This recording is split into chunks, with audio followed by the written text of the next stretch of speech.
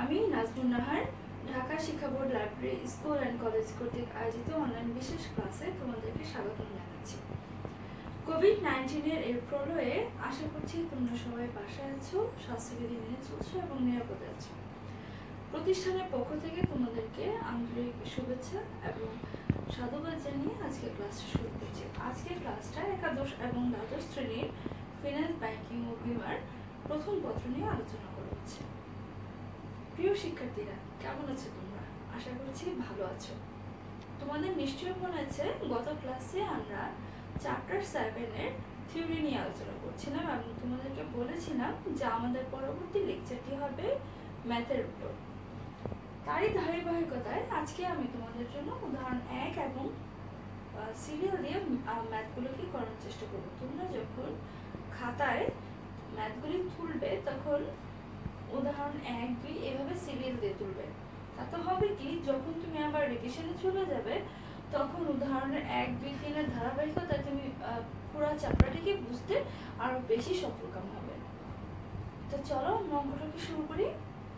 আজকে এখন আমরা যে অঙ্কটি করব সেটি আমাদের উদ্দীপকের গয়ের জন্য গুরুত্বপূর্ণ।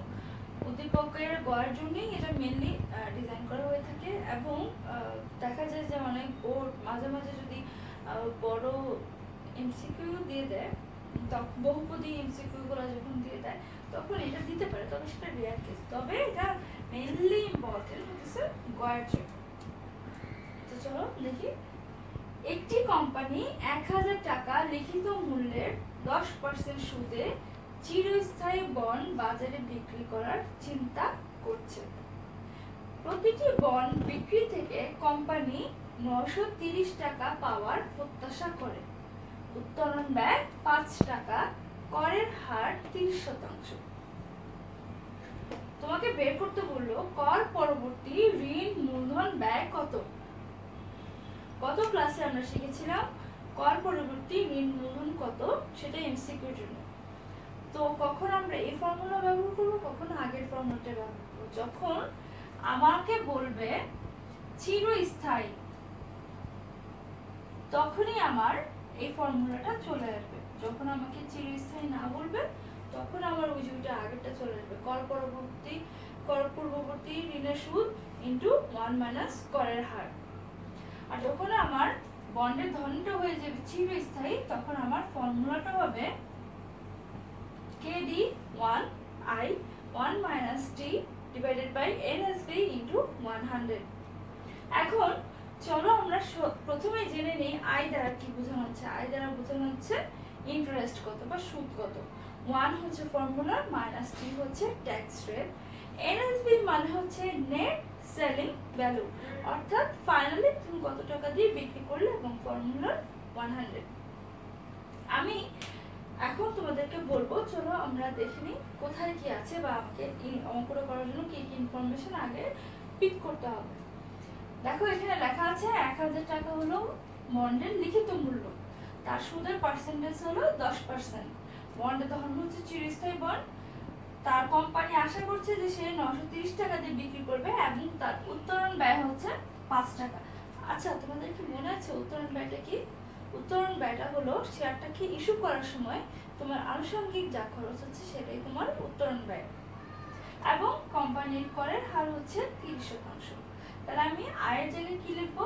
আয়ের জায়গায় হচ্ছে লিখিত মূল্য গুণন কুপন সুদের হার। আমার লিখিত মূল্য হচ্ছে 1000 টাকা, এই যে 1000 টাকা, সুদের হার হলো 10%, ফর্মুলা 10%, গুণ করলে চলে আসবে 100 টাকা। নেট সেলিং ভ্যালু বা NSB, এটা হচ্ছে selling value minus F। F মানে হচ্ছে ফ্লোটিং কস্ট বা যেটা বাংলায় বলা হয় উত্তোলন ব্যয়। তো তোমার বন্ডে বিক্রি করলে কত টাকা দিয়ে? 930 টাকা। প্রতিটি বন্ড বিক্রি থেকে কোম্পানি 930 টাকা পাওয়ার প্রত্যাশা করে। তাহলে সেলিং ভ্যালু হবে 930 টাকা, ফ্লোটিং কস্ট হচ্ছে 5 টাকা, এই যে দেওয়া আছে 5 টাকা। 930 থেকে 5 বাদ দিলে 925 টাকা। অনেক সময় উত্তোলন ব্যয়টা ডাইরেক্ট টাকা না দিয়ে পার্সেন্টেজ হিসেবে দেয়। মনে করো এই জায়গায় দিয়ে দিল 5%, তখন তোমার এখানে সেলিং প্রাইসটা 5% হিসেবে করতে হবে, লিখিত মূল্য এটা হবে। তখন ট্যাক্স রেট হচ্ছে 30%।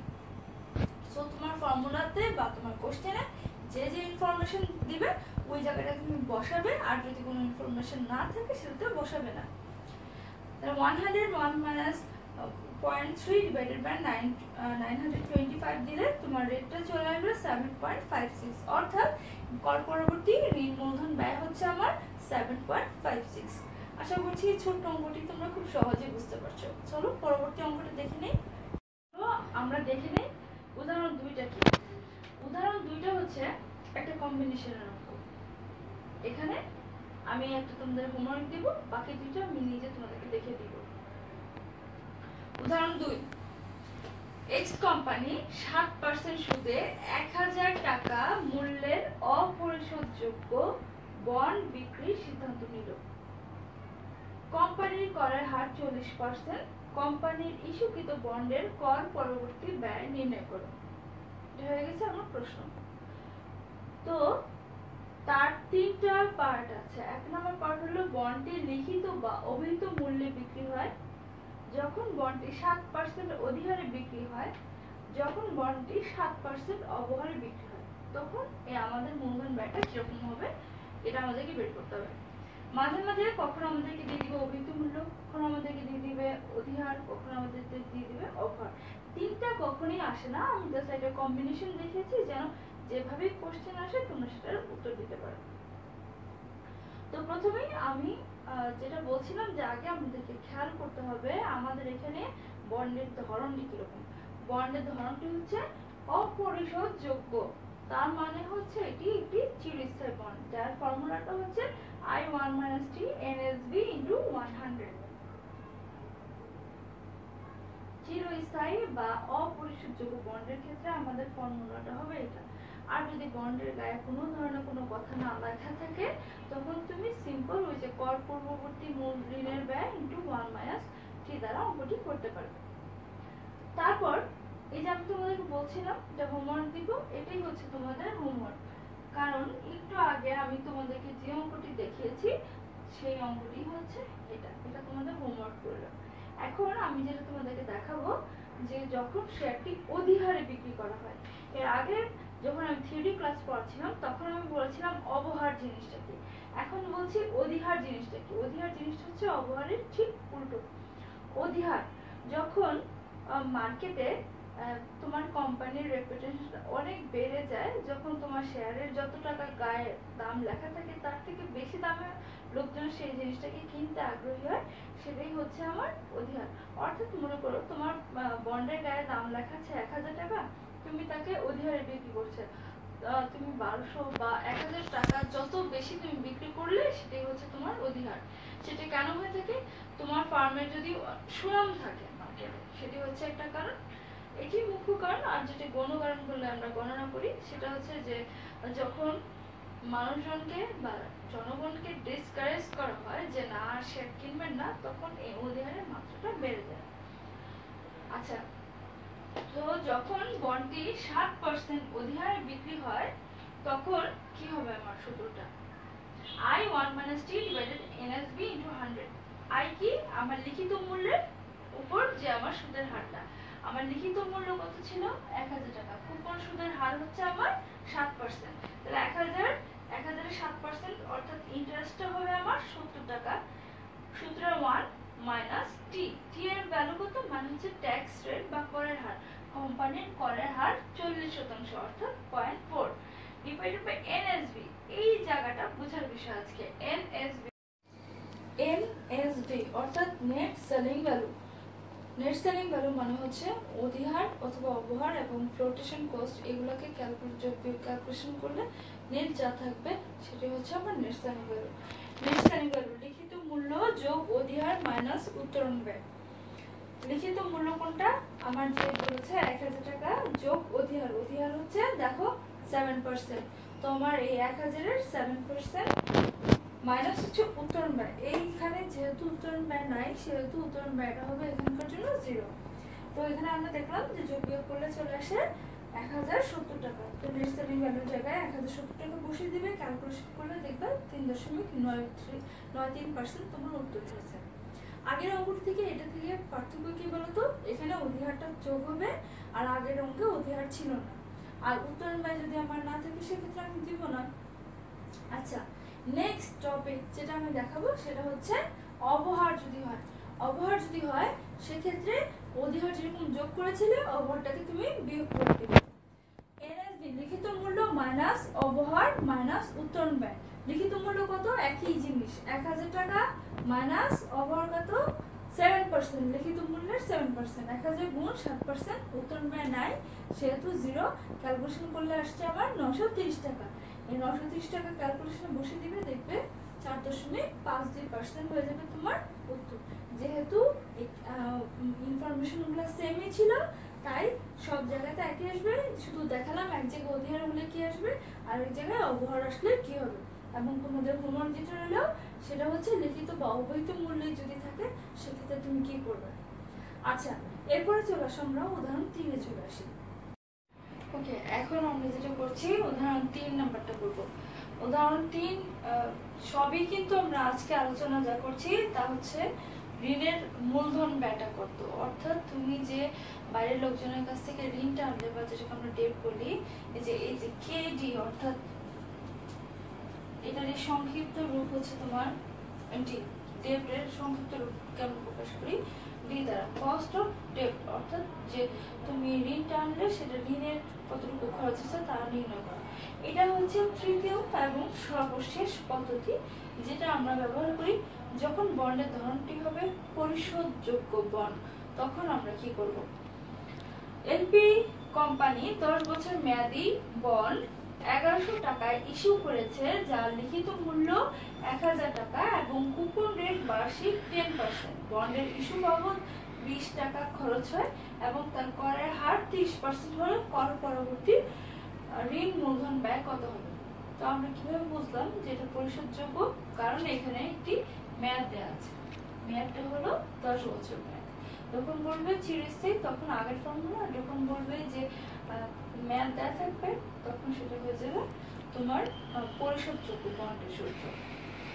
তারপর তার একটি 1100 টাকা ইস্যু করেছে যার লিখিত মূল্য ছিল 1000 টাকা। তার মানে শিক্ষার্থী তুমি বুঝতে পারছো বন্ডটিকে বিক্রি করা হচ্ছে অধিহারে, কুপন রেট হচ্ছে 10%, অর্থাৎ সে এই বন্ডটি কিনলে বার্ষিক 10% সুদের হার পাবে এবং এটি ইস্যু বাবদ অর্থাৎ শেয়ারটিকে বন্ডটিকে বিক্রি করার সময় তার খরচ হয়েছিল 20 টাকা এবং কোম্পানির করের হার 30%, তাহলে তার ঋণ মূলধন ব্যয় করতে হবে।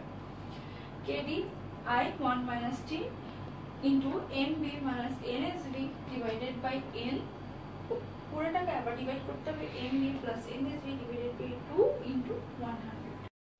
এই অঙ্কগুলি কিন্তু পূর্ববর্তী চ্যাপ্টারের সাথে পুরোই মিল। এই জন্য যখন আমি নতুন অধ্যায়টা শুরু করেছিলাম আগের অঙ্কের সাথে মিলিয়ে শুরু করেছি যাতে তোমাদের বুঝতে সুবিধা হয়। আই কোনটা হবে? নিশ্চয়ই তোমরা এতক্ষণ বুঝে গেছো 1000 টাকা 10%, কারণ আমাদের লিখিত মূল্য হচ্ছে আমার 1000 টাকা।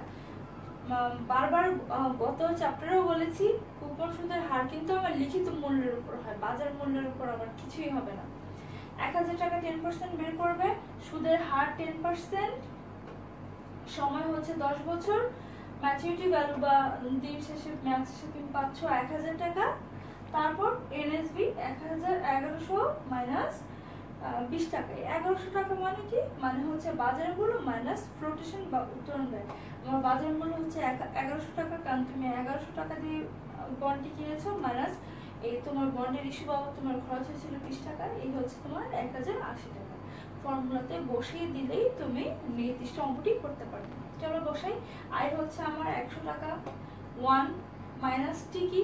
ট্যাক্স রেট হচ্ছে আমার 30% অর্থাৎ 0.3 প্লাস এমবি মানে হচ্ছে বন্ডটিকে আবার মেয়াদ শেষে ফিরে দিলে আমি পাবো 1000 টাকা মাইনাস এনএসবি অর্থাৎ আমি কত টাকা দিয়ে কিনেছি আমি 1080 টাকা টোটালে, ডিভাইডেড কিনেছি 1100 টাকা দিয়ে মাইনাস 20 টাকা আমার ফ্লোটেশন কস্ট, মিলে হবে আমার 1000 টাকা। বন্ডের মেয়াদ হচ্ছে এন হচ্ছে 10 years divided by N, MB 1000 plus NSB 1080 divided by 2, সূত্রে 2 ইন্টু 100। ক্যালকুলেশন করলেই তুমি তোমার উত্তরটি পেয়ে যাবে। এখন আমরা এই অঙ্কগুলো কেন করছিলাম? অঙ্কগুলো করছিলাম গয়ের জন্য অর্থাৎ 3 মার্কসের জন্য। শিক্ষার্থীরা এই অধ্যায়ের জন্য অলরেডি অনেকগুলো অঙ্ক তোমাদেরকে পড়ানো হচ্ছে এবং ভবিষ্যতে আর অঙ্কগুলো পড়ানো হবে, কিন্তু নিশ্চয়তা প্রদান করছি অঙ্কগুলো খুবই সহজ এবং পড়তে পারলে তুমি দেখবে এই দুইটা চ্যাপ্টার থেকে তুমি মিলে খুব ভালো একটি নাম্বার ক্যারি করতে পারছো। কারণ এই ইনফরমেশনগুলো কিন্তু তোমার চ্যাপ্টার 6-এই ছিল, এটা জাস্ট রিভিশনের মতোই একটা পার্ট। এই অধ্যায়টি আমারও খুব প্রিয়। আমি আশা ব্যক্ত করছি যে যখন আমি তোমাদেরকে চ্যাপ্টারটি শেষ করাবো তখন তোমাদেরও এই চ্যাপ্টারটি অনেক প্রিয় হয়ে যাবে। সে কামনায় সবাই ভালো থাকো, সুস্থ থাকো এবং নিরাপদে থাকো। আল্লাহ হাফেজ।